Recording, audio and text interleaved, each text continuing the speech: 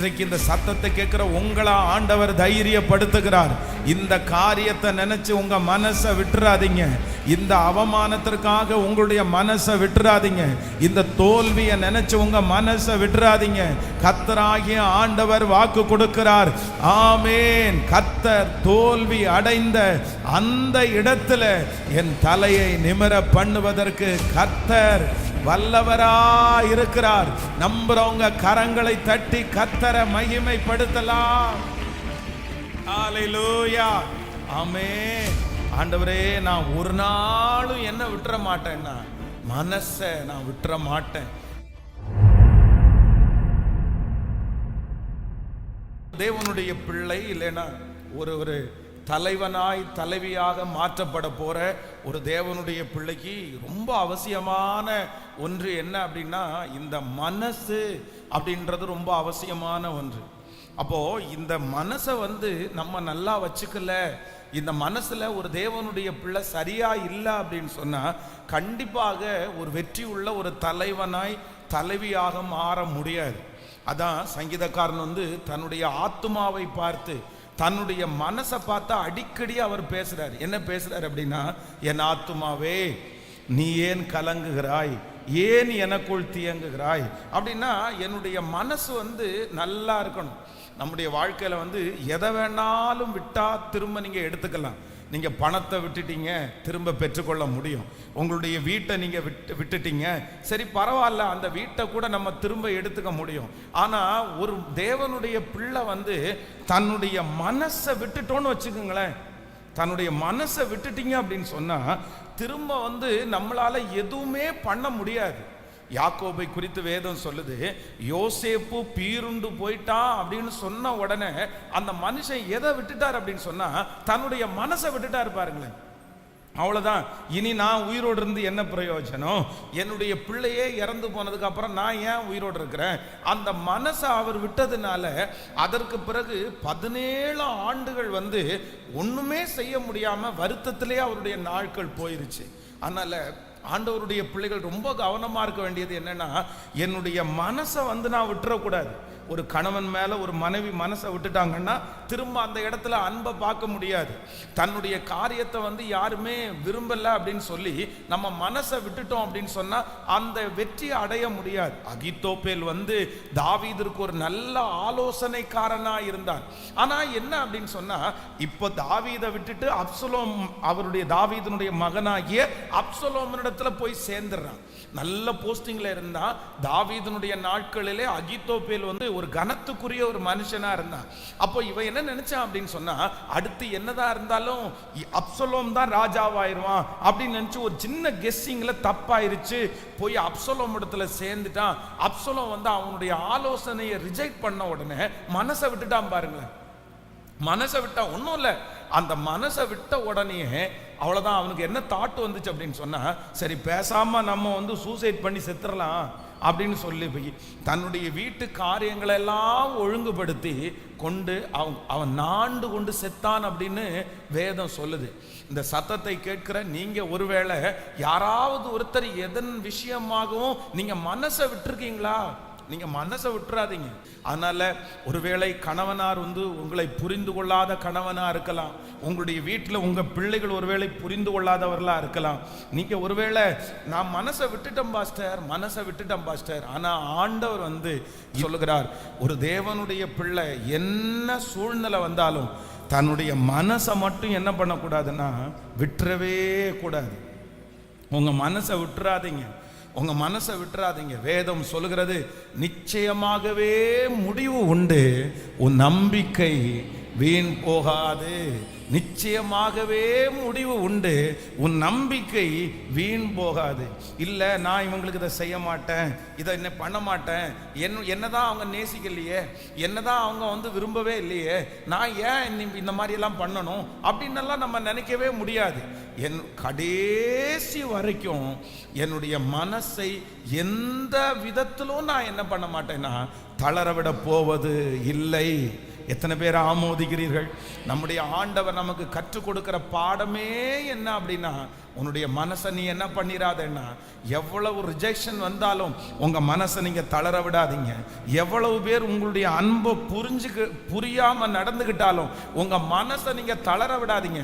உங்க மனசை நீங்க எப்பவுமே ஸ்ட்ரென்தா வச்சுக்குங்க, தைரியமா வச்சுக்குங்க. நான் நம்புறேன், எவ்வளவு பெரிய புயலையும் எவ்வளவு பெரிய செங்கடலையும் தாண்டக்கூடிய பலத்தை கர்த்தர் நமக்கு கிருபையாய் கர்த்தர் தருவார். ஹல்லேலூயா. அப்படியே கைகளை மேல உயர்த்தி சொல்லுங்க, ஆண்டவரே அந்த கிருபை என்மேல் பெருகட்டும் அப்பா. சொல்லுங்க, ஆண்டவரே அந்த கிருபை என் மேல பெருகட்டும், அந்த தயவு என் மேல பெருகட்டும். அடிக்கடி நான் மனசை விட்டுறேன். என் கணவனார் அப்படி சொன்ன உடனே மனசை விட்டுறேன் ஆண்டவரே. என் பிள்ளைங்க அப்படி சொன்ன உடனே நான் மனசை விட்டுறப்பா.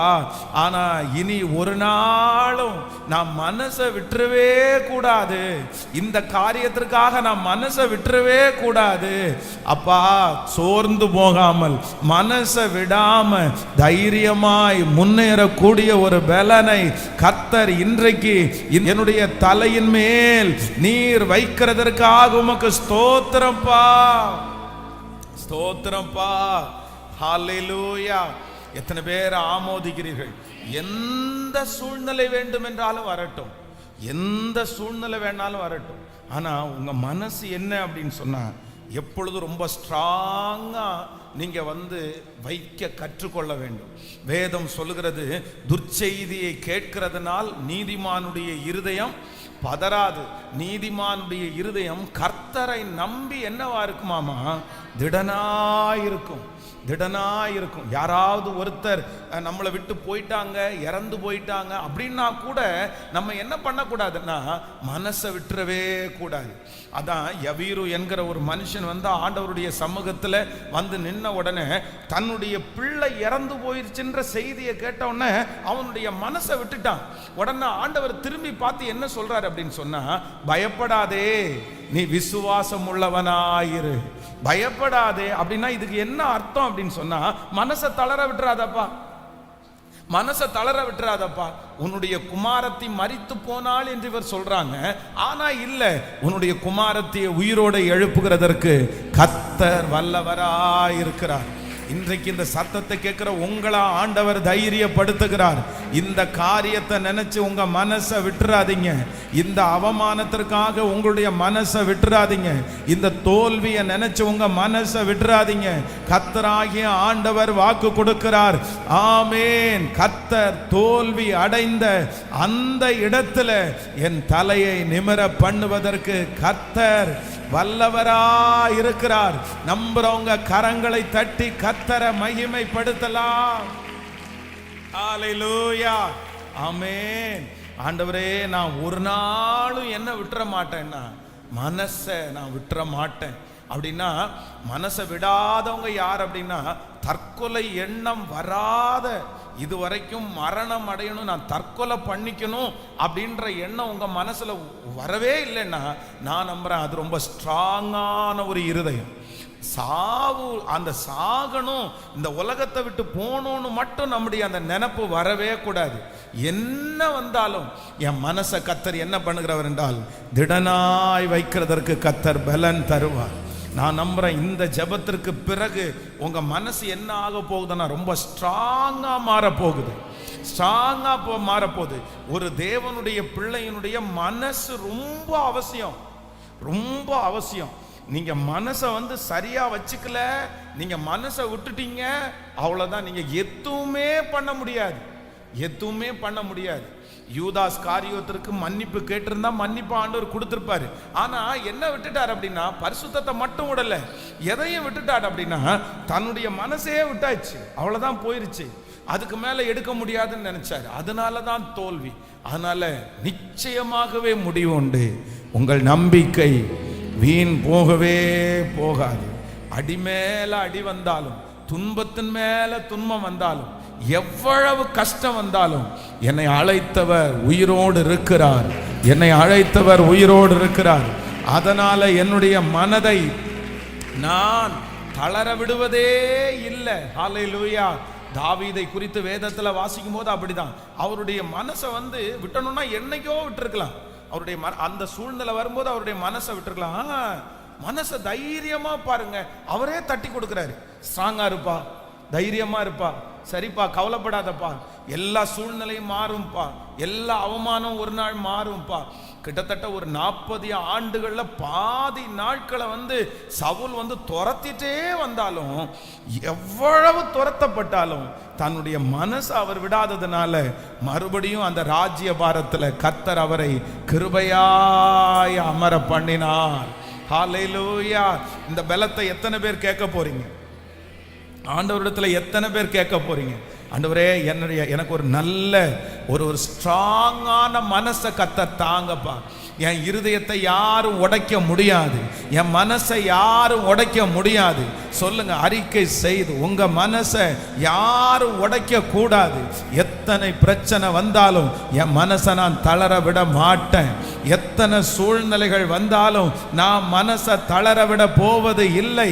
சொல்லுங்க சொல்லுங்க, முழு பலத்தோடு கூட. ஆமென். யார் என்ன சொன்னாலும் என் மனசை நான் தளர விட மாட்டேன். சொல்லுங்க, என் மனசை ஸ்ட்ராங் பண்ணிக்குவேன். இன்றைக்கு ஆண்டவர் தான் உங்களோட பேசுகிறார். இந்த வியாதியை பார்த்து மனம் தளர வேண்டாம், இந்த அவமானத்தை பார்த்து மனம் தளர வேண்டாம். கர்த்தர் சொல்லுகிறார், மறுபடியும் என்னை கர்த்தர் எழுப்புவார், மறுபடியும் ஆண்டவர் என்னை நிறுத்துவார், மறுபடியும் ஆண்டவர் என் தலையை நிமிர பண்ணுவார். நான் ஒரு நாளும் என்னுடைய மனசை விடாதபடி கர்த்தர் என்னை கிருபையாய் காப்பாற்றுகிறவர். ஹல்லேலூயா. 38 வருடம் வியாதியா இருந்த அந்த மனுஷன் மனசை என்ன பண்ணல அப்படின்னு சொன்னா, தளர விடவே இல்லை பாருங்க. மனசை தளர விடவே இல்லை பாருங்க. அதனாலதான் அந்த மனுஷனால முயற்சி எடுக்க முடிஞ்சிருச்சு. நம்மளா இருந்தா 1 வருஷம் 2 வருஷம் பார்த்தே சோர்ந்து போவோம், 5 வருஷத்துல ரொம்ப சோர்ந்து போயிடுவோம், 10 வருஷத்துல அவ்வளவுதான், நம்ம முடிகிற அளவுக்கு சோர்ந்து போயிடுவோம். ஆனா அத்தனை வருஷம் ஆனாலும் தன்னுடைய மனசை அவன் எப்படி வச்சிருந்தான்னா, நல்லா வச்சிருந்தான். பரவாயில்ல, ஒரு நாள் கண்டிப்பாக நான் விடுதலை ஆவேன். அதனால ஆண்டவர் இன்னைக்கு சிலரை பார்த்து கர்த்தர் தான் உங்களை பலப்படுத்துறாரு. உன் மனசை நீங்க தைரியமா வச்சுக்கோங்க. கண்டிப்பா ஆண்டவர் உங்களோடு கூட இருக்கிறதை கர்த்தர் நிரூபிப்பார். இந்த சூழ்நிலையை ஆண்டவர் மாற்றுவதற்கு வல்லவர். நீங்க கரங்களை தட்டி கொண்டு இருக்கும் போதே, ஓ ஹல்லேலூயா, அந்த காரியத்தை கர்த்தர் நமக்கு செய்கிறதற்கு வல்லவராயிருக்கிறார். நல்ல அந்த பவர், அந்த மகிமை உங்க மேல ஊற்றப்படட்டும். ஸ்தோத்திரம் ஸ்தோத்திரம் இயேசுவே. ஒரு நல்ல ஸ்ட்ரென்த்தான ஒரு மனசு, எதையும் தாங்கக்கூடிய ஒரு இருதயத்தை கர்த்தர் இப்பொழுது தருவீராகப்பா. ஆமென். ஹல்லேலூயா ஹல்லேலூயா. எதையும் தாங்கும் ஒரு இதயத்தை எனக்கு தாரும். சொல்லுங்க பார்க்கலாம் எல்லாரும். கேட்கல? நல்ல சத்தமா சொல்லுங்க, சத்தமா சொல்லுங்க. ஆமென். ஆண்டவரே, எனக்கு எதையும் தாங்கும் ஒரு இதயத்தை எனக்கு தாரும். ஹல்லேலூயா. எல்லா எதுனாலும் உங்க இருதயத்துல நீங்க என்ன பண்ணணும்? தாங்கணும் தாங்கணும். யோபுனுடைய மனைவியே மனசை விட்டுட்டாங்க. ஏன் அப்படின்னா, எந்த சிஸ்டர்ஸுக்கும் அப்படிதான், தனக்கு ஒன்று வந்தா கூட பொறுத்துக்குவாங்க. அதான் தன்னுடைய கணவனார இவங்க என்ன வேணாலும் திட்டுவாங்க, என்ன வேணாலும் திட்டுவாங்க. கடைசியில் முடியலையா வாடா போடான்னு கூட திட்டுவாங்க. ஆனா இன்னொருத்தர் திட்டுறதுக்கு மட்டும் சொல்லுங்க, என்ன நீங்க விட்டுருவீங்களா? ஆமா, இன்னொருத்தர் திட்டுறதுக்கு மட்டும் விட மாட்டாங்க. அப்போ இந்த யோபுனுடைய மனைவி அவங்களுக்கு வந்து இதுவரைக்கும் எல்லாம் நடந்ததை கூட வந்து அவங்களுக்கு விட்டுட்டாங்க. ஆனா அவருக்கு வந்துச்சு பாருங்களேன், அவருக்கு வந்துச்சு பாருங்க. நீங்க இவ்வளவு தூரம் ஆண்டவருக்கு உண்மையா இருந்து என்னங்க கிடைச்சிச்சு உங்களுக்கு? அந்த கோபம் தான். என் கணவனார் இருக்கிறதுலையே ஒரு பெண்ணுக்கு வந்து ரொம்ப முன்மாதிரி யாருன்னா, அவங்க அப்பாவும் அவங்களுடைய கணவனாக இருந்தாங்க. அவங்க அப்பாவுக்கு நிறைய பெண்களுக்கு அவங்க அப்பா ஹீரோ. அதே போல தன்னுடைய கணவனார் வந்து ரொம்ப நல்லவராக இருந்தாருன்னா அவங்களுக்கு ஒரு ஹீரோவாக மாறிடுவார். ஏன்னா என் கணவனாரை பற்றி எனக்கு தெரியும் அப்படின்னு. இந்த இடத்துல யோபு உத்தமனும் சன்மார்க்கனும் தேவனுக்கு பயந்து பொல்லாப்புக்கு விலகிறோம். அப்போ எதுலையுமே அவங்க மனசை விடல. ஆனா யோபுக்கு ஒரு பலவீனம் வந்துச்சுன்னு சொன்ன உடனே மனசை விட்டுட்டு என்ன சொல்றாங்கன்னா, நீர் இன்னும் உம்முடைய உத்தமத்தில் உறுதியா இருக்கிறீரோ, தேவனை தூஷித்து ஜீவனை விடும். ஆனா யோபு என்ன சொல்றார் அப்படின்னு சொன்னா, கர்த்தர் கொடுத்தார், கர்த்தர் எடுத்தார், கர்த்தருடைய நாமத்திற்கு ஸ்தோத்திரம். நான் என் மனசை நான் விடவே மாட்டேன். எக்காரணம் கொண்டு என் மனசை நான் கற்பாறைய போல ஆக்கி இருக்கிறேன். நான் என்ன ரொம்ப ஸ்ட்ராங் பண்ணிட்டேன். அவ்வளவுதான். நான் போகும் வழியை அவர் அறிவார். அவர் என்னை சோதித்த பிறகு நான் பொன்னாக விளங்குவேன். இந்த தோல் முதலானவைகள் அழுகி போனாலும் அந்நிய கண்கள் அல்ல, என் கண்களால் நான் அவரை பார்ப்பேன். தேவரீர், நீர் சகலத்தையும் செய்ய வல்லவர். நீர் செய்ய நினைத்தது ஒன்றும் தடைபடாது. ஹல்லேலூயா. அப்போ அந்த மனசை விடாம அப்படி ஸ்ட்ராங்கா இருக்காரு பாருங்களேன். அதனாலதான் அவர் இழந்தது எல்லாவற்றையும் ஆண்டவர் அவருக்கு கிருபையாய் திரும்ப தந்தார். நான் நம்புறேன், உங்க மனசை மட்டும் நீங்க நல்லா வச்சிட்டீங்கன்னா கர்த்தர் நீங்க இழந்தது எல்லாவற்றையும் கர்த்தர் உங்களுக்கு திரும்ப தருவார். ஆமென். ஒரு வியாதின்ற ஒன்ன கேள்விப்பட்டோன்னா மனசை விட்டுறக்கூடாது. யாருக்கும் வராத ஒரு பிரச்சனை வந்த உடனே மனசை விட்டுறக்கூடாது. உங்க குடும்பத்துல என்ன நடந்தாலும் எதை மட்டும் விட்டுறக்கூடாதுன்னா, ஆமென். ரூத்தை குறித்து வேதம் சொல்லுகிறது, தன்னுடைய கணவனார் இளம் வயதுல இறந்து போயாருச்சு. ஆனா இந்த ரூத் என்ன பண்ணல அப்படின்னா, மனசை விடல பாருங்களேன். மனசை விடல பாருங்க. தன்னுடைய மாமியாரோடு கூட அந்த தேசத்திற்கு கடந்து வர்றாங்க. அவங்க உட்கார்ந்து இருக்கும்போது, நான் போயிட்டு வரட்டுமா அத்தை அப்படின்னு கேட்டு அந்த தேசத்துல பொறுக்கிறதுக்காக போறாங்க. மனசை விடல. மனசை ஸ்ட்ராங்கா. அவங்களுக்கும் ஒரு வலி இருக்கும்ல. இளம் வயதுல தன்னுடைய கணவனார் இறந்து போனது குறித்து எவ்வளவு மன கஷ்டமா இருக்கும், எவ்வளவு வருத்தமா இருக்கும் நேசிச்ச கணவனார் இறந்து போகும்போது. ஆனா மனசை தளர விடல. பரவாயில்ல, கர்த்தர் என் கூட இருக்கிறார். கர்த்தர் இழந்து போன வாழ்க்கையை திரும்ப தந்தாரான்னு கேட்டா, கண்டிப்பா கர்த்தர் இழந்து போன வாழ்க்கையை திரும்ப தந்தார். நீங்க மனசை விட்டுட்டீங்கன்னா உங்க பிள்ளைகளை நீங்க பார்க்கவே முடியாது. நீங்க மனசை விட்டுட்டீங்கன்னா விட்டு போன பொறுப்புகளை நீங்க செய்யவே முடியாது. அதனால நான் நம்புறேன், யார் உங்களை விட்டு போனாலும் உங்க மனசை நீங்க தளர விட வேண்டாம். கர்த்தர் அந்த சூழ்நிலையிலே அவர்கள் இருந்து உங்களை நடத்துகிறதை விட கர்த்தர் ஆச்சரியமாய் நடத்துவார். உங்க பிள்ளைகளை கர்த்தர் ஆச்சரியமாய் நடத்துவார். அந்த பிள்ளைகளுடைய திருமண காரியங்கள் ஆச்சரியமாய் நடக்கும். அந்த காரியங்களை ஆண்டவர் ஆச்சரியமாய் நடத்துவார். உங்க ஓட்டத்துல நீங்க தனிமை இல்லை. உங்க ஓட்டத்துல கர்த்தர் உங்களோடு கூட இருக்கிறார். தனிமையின் பாதையில் அவர் நம்மை சுமக்கிறதற்கு வல்லவராயிருக்கிறார். ஹல்லேலூயா. தனிமையின் பாதையில் தகப்பனே உம் தோளில் சுமந்ததை நான் மறப்பேனோ, சுமந்ததை நான் மறப்பேனோ. பாடுவோம். தனிமையின் பாதையில் தகப்பனே உம் தோளில் சுமந்ததை நான் மறப்பேனோ, சுமந்ததை நான் மறப்பேனோ.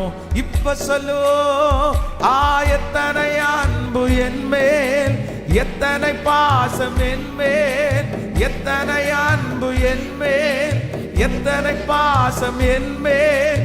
இதற்கீடு என்ன தருவேனா, இதற்கீடு என்ன தருவேனா.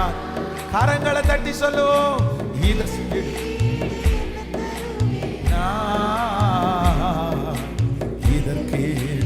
என்ன தருவேனா சொல்லுவோம். சோர்ந்து போன நேரங்கள் எல்லாம் மார்போன் அணைத்து கொண்டீரே. சோர்ந்து போன நேரங்கள் எல்லாம் மார்போடே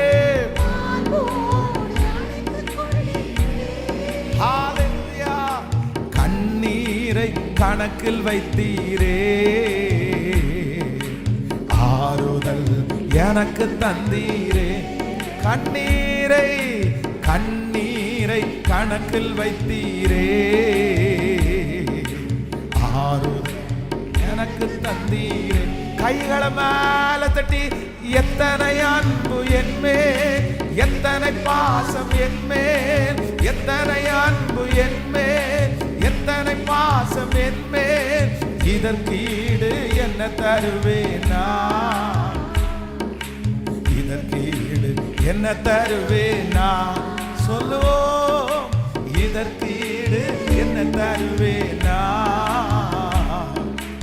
இதற்கீடு என்ன தருவேனா. உடைக்கப்பட்ட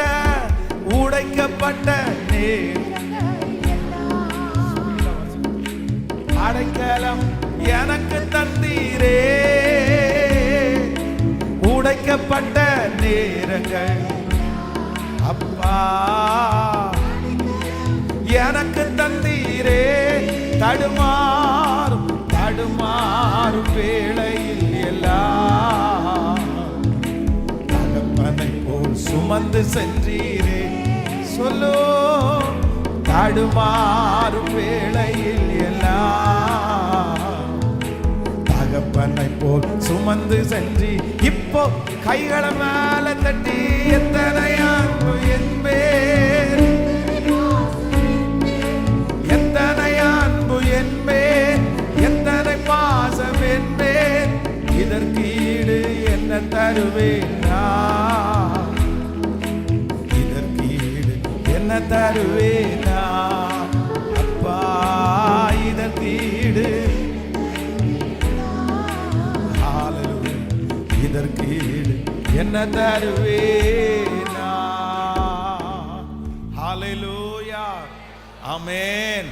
ஆண்டவர் நம்மிடத்துல நம்முடைய மனசை எந்த விதத்திலையும் தளராமல் இருப்பதற்கு ஆண்டவர் நமக்கு பலன் தருவாராக. ஹல்லேலூயா, ஆமென். எலியா அவ்வளோ பெரிய தேவ மனுஷனாய் இருந்தும் ஒரு ஏசபேல் என்கிற ஒரு லேடி வந்து ஒரு மிரட்டல் கொடுத்த உடனே அவர் எதை விட்டுட்டார் அப்படின்னு சொன்னா, தன்னுடைய மனசை விட்டுட்டார். அவருடைய நம்ம இவ்வளோ தூரம் இருந்தும் இப்படி ஒரு லேடி, அதுவும் வந்து ஒரு ஒழுக்கம் இல்லாத வாழ்க்கையை வாழ்ற ஒரு லேடி நம்மளை வந்து தலையை எடுத்துருவேன் மிரட்டுற அளவுக்கு நம்ம ஆயிட்டோமா அப்படின்னு நினைச்சு மனசை விட்டுட்டா இருப்பாருங்க. மனசை விட்ட உடனே தரிசனம் அவங்கள விட்டு போயிருச்சு. மனசை விட்ட உடனே ஒளிஞ்சு போக ஆரம்பிச்சாரு. மனசை விட்ட உடனே என்னை எடுத்துக்கொள்ளும் ஆண்டவரேன்னு ஜெபம் பண்ண ஆரம்பிச்சாரு. அதனால எந்த சூழ்நிலை வந்தாலும் உங்க மனசை மட்டும் நீங்க என்ன பண்ணக்கூடாதுன்னா தளர விடவே கூடாது. இல்லை, இது எல்லாத்துலயும் ஆண்டவர் உங்களை நிறுத்தி, கர்த்தர் உங்களை உருவாக்கி, கர்த்தர் உங்களை தைரியப்படுத்தி கர்த்தர் ஆச்சரியமா நடத்துவார். சிலரை பார்த்தா ஆண்டவர் தீர்க்க தரிசனமா கர்த்தர் வாக்கு கொடுக்கிறாரு. இந்த அவமானத்தை ஆண்டவர் தான் உங்களுக்கு நியமிச்சிருக்கிறார். இந்த அவமானமான பாதை இது கர்த்தருடைய அனுமதி இல்லாம வரல, இது கர்த்தருடைய அனுமதியோட தான் வந்திருக்குது. இந்த தனிமையான பாதை உங்களுக்கு ஆண்டவருடைய அனுமதியோட தான் வந்திருக்குது. இந்த சூழ்நிலையை கர்த்தர் தான் உங்களுக்கு அனுமதிச்சாரு. இதுல உங்க மனசை மட்டும் நீங்க தளர விடாதீங்க. நீங்க தைரியமா மட்டும் இருங்க. கர்த்தர் சீக்கிரமாய் அந்த அவமானம் பட்ட இடத்துல என் தலையை நிமிர பண்ணுவதற்கு நம்புறவங்க நல்ல கரங்களை தட்டி முழு பலத்தோடு ஹல்லேலூயா நல்ல கைகளை தட்டி இயேசுவே, மனசை தளர விடக்கூடாது. ஹல்லேலூயா. தாம் மேல பொய்யாய் பழி சுமத்தி இந்த மாதிரி வஸ்திரத்தை கையில வச்சுட்டு அந்த கணவனார் வந்த உடனே பாருங்க, எபிரேய மனுஷன் நம்ம கூட இந்த மாதிரி சரசம் பண்ண வந்திருக்கிறான் அப்படின்னா, நம்ம ஊர் பாஷையின்படி வீட்டில் வேலை செய்ய வந்த இந்த மனுஷன் பாருங்க இவ்வளோ அசுத்தமா நடந்திருக்கிறான் அப்படின்னு தன்னுடைய கணவனார் வர்ற வரைக்கும் அந்த வஸ்திரத்தை கையிலேயே வச்சுட்டு இருந்தாங்களாமா. வந்த உடனே போட்டு கொடுத்த உடனே அவனுக்கு வெறி ஆகுது. உன்னை எவ்வளோ நான் நம்பினேன், உன்னை எவ்வளோ நான் இது பண்ண, நீ என்னடானா இந்த வேலை பண்ணியிருக்கன்னு யார்கிட்டையுமே கேட்காம டைரக்டா கடுங்காவல் போடுங்கப்பா, அவனை இருட்டறைக்குள்ள போடுங்கப்பா. ஆனா வேதம் சொல்லுது, யோசேப்பு அந்த மாதிரி சூழ்நிலையில கூட என்ன பண்ணலைன்னா மனசை விடவே இல்லை. தன்னுடைய சகோதரர்கள் குழியில தூக்கி போடும்போது மனசை விடல, வித்து போடும்போது மனசை விடல, பௌத்திபாருடைய வீட்டில் இருக்கும்போது மனசை விடல, சிறைச்சாலைக்கு வரும்போது மனசை விடல. அதனாலதான் எகிப்திற்கு கர்த்தர் அவனை அதிபதியாய் மாற்றினார். அப்போ ஆண்டவருடைய பிள்ளைகளா இருக்கிற நீங்களும் நானும் எப்படி மனசை விடலாம்? எப்படி மனசை விடலாம்? யாராவது ஒன்று சொன்னான்றதுக்காக உடனே மனசை விட்டுட்டு போய் அப்படியே விட்டுட்டு சோர்ந்து போலாமா? இருக்கவே கூடாது. நான் ஒன்று நீங்க நினைச்சுக்கங்க, யார் உங்களை சொன்னாலும் வருத்தப்படாதீங்க, ஏசப்பாவை தவிர. ஆண்டவர் உங்களை பார்த்து ஏதாவது சொன்னாரா? ஆண்டவர் உங்களை பார்த்து ஏதாவது சொன்னாரா? நீ உருப்பட மாட்டேன்னு ஆண்டவர் சொன்னாரா? இல்ல நீ இப்படிதான் ஆவேன்னு கர்த்தர் சொன்னாரா? ஆண்டவர் என்ன சொன்னார் நம்மளை பார்த்து? ஆமேன். இளைய குமாரனை பார்த்து அவனுடைய மூத்த சகோதரன் வந்து சொல்றார். என்ன சொல்றார் அப்படின்னு சொன்னா, மூத்த சகோதரன் சொல்றார், வேசிகளிடத்துல ஆஸ்தியை அழித்து போட்டவர். ஆனா அந்த இளையகுமாரனுடைய தகப்பனார் என்ன சொல்றார் அப்படின்னு சொன்னா, அதெல்லாம் சொல்லல. என் மகன் இவன் மரித்தான், இன்றைக்கு உயிரோடு எழுந்திருக்கிறான். ஆனால இந்த ஊரே உங்களை பார்த்து என்ன சொன்னாலும், அப்பா உங்களை பார்த்து கண்டிப்பா உங்களை பார்த்து தப்பான வார்த்தையை ஆண்டவர் சொல்ல மாட்டார். ஆமேன். ஒரு லேடியை கொண்டு வந்து நிறுத்தி அத்தனை பேரும் கல்லை தூக்கிட்டு வச்சு நின்று இருக்காங்க. என்ன நிக்கிறாங்க, என்ன சொல்றாங்க அப்படின்னா, இவளை கையும் களவுமா கண்டுபிடிச்சோம் அப்படின்னு சொல்லி வந்து நிக்கிறாங்க.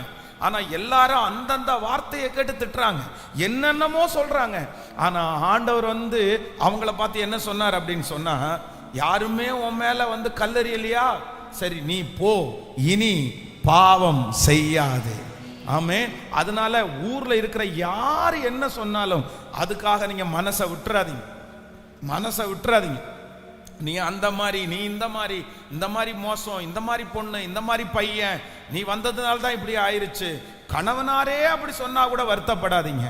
ஏன் அப்படின்னா, நான் ஆராதிக்கிற தேவன் என்னை பார்த்து ஒரு நாளும் கண்டிப்பா நெகட்டிவா அவர் சொல்லவே மாட்டாரு.